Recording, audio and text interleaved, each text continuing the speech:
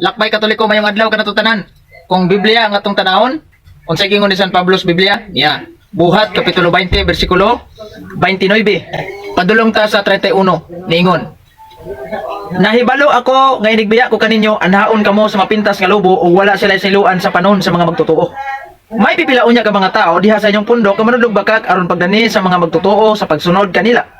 Busa pagbantay gayud kamo og hinumdumi.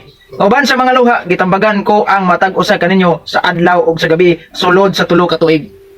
Si San Pablo kaingon ha nga inigbiya nila anhaon tas mapintas ka mga lubog way sa iluan sa panon. Muna kung kabantay mo daghan kay nagsuroy-suroy ron sa kabalayan di Di usa na legit na.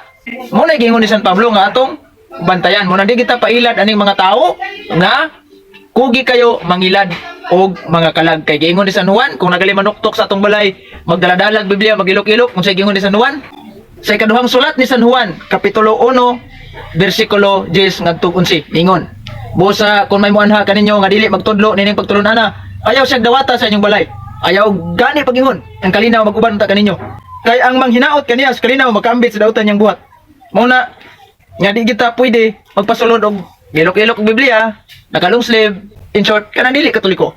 Muna atong batayan po kayo aron makalikay ta sa mga gitawag og mga scammer. God bless!